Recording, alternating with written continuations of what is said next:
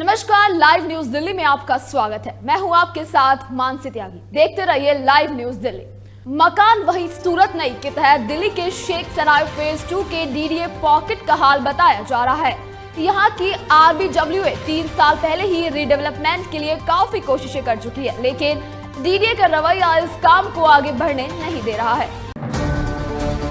दिल्ली में रहने वाले रेड माइनर वकील हसन का घर बुलडोजर ढहा दिया गया। वकील हसन ने उत्तरकाशी की शील11 सुरंग में फंसे 41 मजदूरों की जान बचाई थी।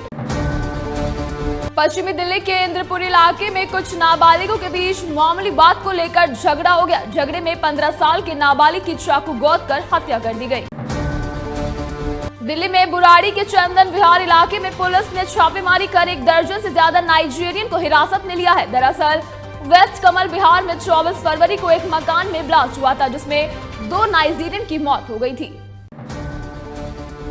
दिल्ली नगर निगम निर्माण और विध्वंस कचरे से संबंधित चुनौतियों से निपटने में नागरिक भागीदारी, जागरूकता और सुलभ संग्रह मंगला साइट की स्थापना पर जोर दे रहा है। दिल्ली यूनिवर्सिटी के एकेडमिक सेशन 2024-25 के लिए बुलेटिन हुआ है लॉन्च। डीयू ने अंडर ग्रेजुएट कोर्सेज के लिए एडमिशन सीयूटी के आधार पर किया जाएगा। सीयूटी में अंडर ग्रेजुएट कोर्सों के लिए रजिस्ट्रेशन शुरू हो चुके हैं। प्रधानमंत्री मोदी जल्द ही उत्तर प्रदेश को 5 नए एयरपोर्ट की सौगात देने वाले हैं। सब कुछ ठीक रहा तो आने वाले 2 मार्च को प्रधानमंत्री नरेंद्र मोदी इन 5 एयरपोर्ट का एक साथ करेंगे उद्घाटन। दिल्ली में एक बार फिर से एलजी के सक्सेना और दिल्ली सरकार आमने सामने है। दिल्ली सरकार की तरफ से एलजी पर सोलर पैनल रोकने का आरोप है, तो वहीं दिल्ली में पानी के बिलों को लेकर वन टाइम सेटलमेंट पर भी सीएम संबंधित अधिकारियों पर कार्रवाई करने का आरोप लगा रहे हैं। इस वक्त की बड़ी खबर आ रही है, जहां दिल्ली के मुख्यमंत्री अरविंद केजरीवाल के खिलाफ कथित ठग सुकेश चंद्रशेखर ने चुनाव लड़ने का ऐलान किया है।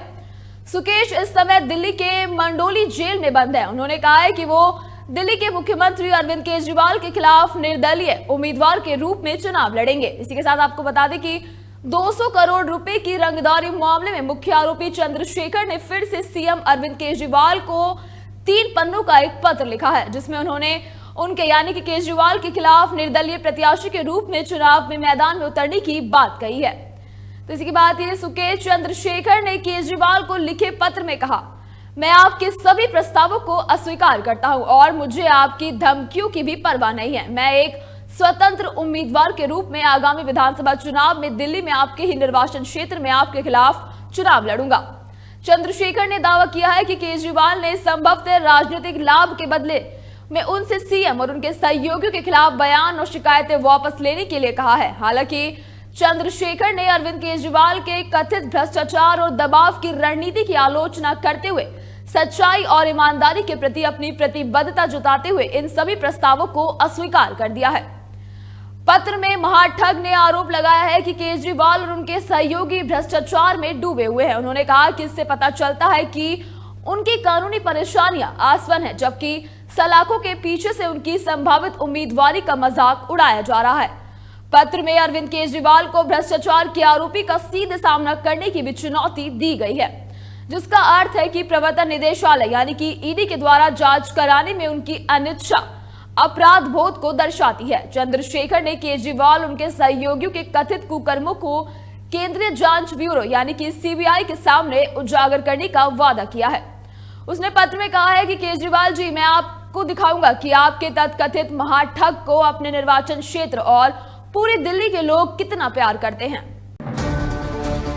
आरोपी युवक लड़की बनकर मासूम बच्चियों को शिकार बनाता था। प्रेम खेलने के बहाने वो उनकी अश्लील वीडियो बना लेता था और फिर ब्लैकमेल करता था। मेरठ से दिल्ली आकर ऑन डिमांड लग्जरी कारें चोरी करने वाले गिरोह का 3 बदमाशों के साथ भारी उत्तरी जिले के एंटी ऑटो सेफ्ट स्क्वाड यानी कि एटीएस ने दबोच लिया है। पकड़े गए आरोपियों की पहचान मेरठ के किठोर के मोहल्ला सलातीन निवासी के रूप में हुई है। गुरुग्राम फरीदाबाद रोड पर घाटा मोड़, बंदवाड़ी और पाली चौक यानी कि फरीदाबाद पर अंडरपास फ्लाईओवर नहीं होने से हजारों लोगों को रोजाना जाम की समस्या से जूझना पड़ रहा है। इस परियोजना की डीपीआर तैयार कराने के लिए कंसल्टेंट यानी कि सलाहकार रखा जाना है।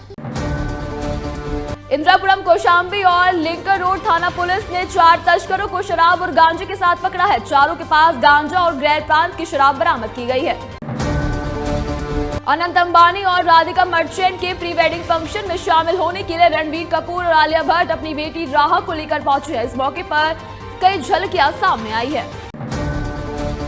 मनारा चोपड़ा का मिर्ची टास्क में कैसी हालत हो गई थी, यह उन्होंने एक तस्वीर में दिखाई है। मनारा ने अपने हाथ, पैर और टांगों पर मिर्ची टास्क मिले जख्म और उनके निशान दिखाए हैं। यूपी के सीएम योगी आदित्यनाथ शुक्रवार को 10,000 होम बायर्स को तोहफा देने खुद नोएडा आ रहे हैं। सीएम योगी के नोएडा आने के बाद हजारों फ्लैट बायर्स के चेहरों पर खोई हुई मुस्कान लौट आएगी।